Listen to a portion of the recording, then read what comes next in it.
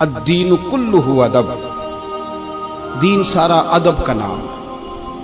بے ادب آدمی اس کو کہتے ہیں جس کا کوئی حد بندہ نہیں ہوتا، وہ بے ادب ہوتا ہے۔ حضور نے فرمایا فَإِذَا فَاتَكَ الْحَيَاءُ فَافْعَلْ مَا شِئْتَ، جب تو بے حیا ہو جائے پھر تو آزاد ہے، جو مرضی کر۔ نبی پاک علیہ السلام سے بڑا کوئی نہیں سوائے اللہ کے۔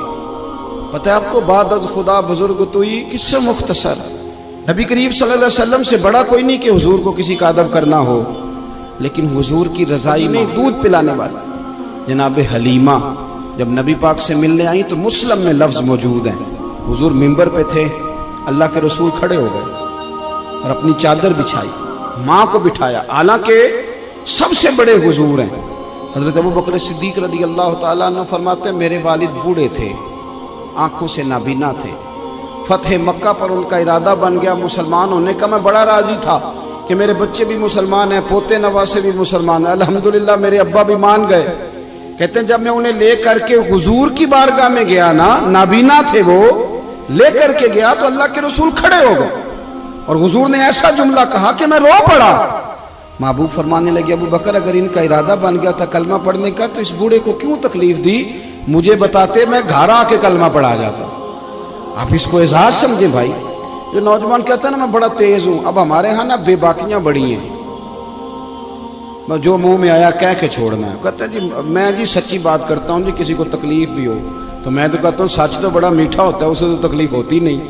اصل میں آپ نے سچ میں مرچیں بڑی ڈال دی، اس لیے کہ سامنے والے کو دقت ہوئی ہے۔ سچ بولنے پر طریقے سے بولے، آپ بے باک نہ بنے، آپ جو منہ میں آتا ہے آپ کہہ دیتے ہیں، تو ادب کریں۔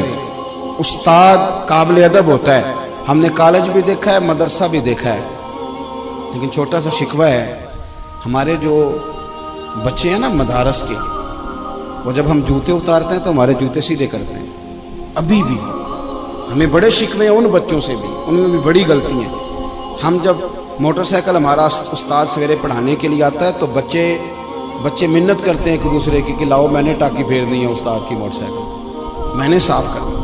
ہمارے بچے ابھی بھی استاد جی آ گئے ہیں، اور جب وہ نکلتے ہیں نا کلاس سے وہ سارا نظام وہی ہے جو آپ کا پیریڈ لگتا ہے 40 منٹ، اور جب بچے نکلتے ہیں تو کوشش ہوتی ہے استاد کو پشت نہ کریں، اور وہ کتابوں کا بھی وہ برا حال نہیں کرتے جو کالج کے اسٹوڈنٹ کا۔ مجھے ایک دن میں کسی کے گھر میں مہمان تھا تو ان کے یہاں ایک ٹیچر تھے جو فزکس پڑھانے آتے تھے، تو بچے سے اس کا باپ پوچھتا ہے کہ وہ ماسٹر صاحب آئے کہ نہیں؟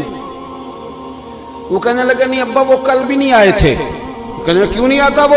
5000 روپیہ ٹیوشن لیتا ہے تو آج بھی نہیں آیا وہ۔ میں نے اس کے باپ سے کہا کہ جی اپنی چائے اٹھا کے لے جائیں، میری تو طبیعت پھیکی ہو گئی ہے۔ استاد 10,000 لے یا 20,000 لے، لینا تو اس نے استاد ہی ہے نا، اب کیا بات کرتے ہیں، یہ کوئی طریقہ ہے؟ کہنے لگا نہیں وہ مولوی صاحب نہیں، وہ فزکس پڑھاتے ہیں۔ اور میں نے کہا چھوڑو، مولا علی شیر خدا کہتے تھے جس نے ایک لفظ بھی پڑھا دیا وہ تو میرا مالک ہے، وہ چاہے تو مدینے کے چوک میں کھڑا کر کے بھیج دے، اپنے رویے کو بڑا صاف ستھرا کرے، بڑا اچھا کرے۔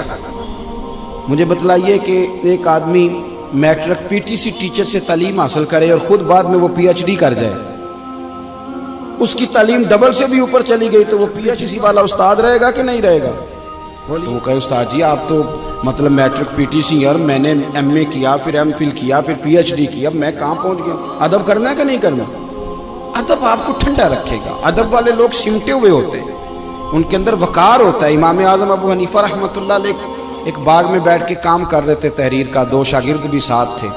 اب تو آپ یہ چھوٹے سے موبائل میں سارا کچھ بند کر کے رکھ سکتے ہیں، جو مرضی کھول کے۔ اس زمانے میں کتابیں ہوتی تھی اور قلمی نسخے، بڑی کتابیں بکری ہیں، نوٹس بک رہے ہیں، چائیں بائیں تحقیق ہو رہی ہے، اسماء الرجال ایک باقاعدہ علم ہے۔ اگر آپ دیکھیں تو ہم بحث کرتے ہیں راویان حدیث پہ، یہ ایک پورا ایک الگ جو ہے وہ اصطلاحات ہیں مدارس کی۔ تو بڑا محنت والا کام ہو رہا تھا، چیزیں بکھری ہوئی تھی۔ اچانک نا بچے باہر باغ میں کھیل رہے تھے، گیند گر گئی تو وہ بچہ آ گیا گیند اٹھانے۔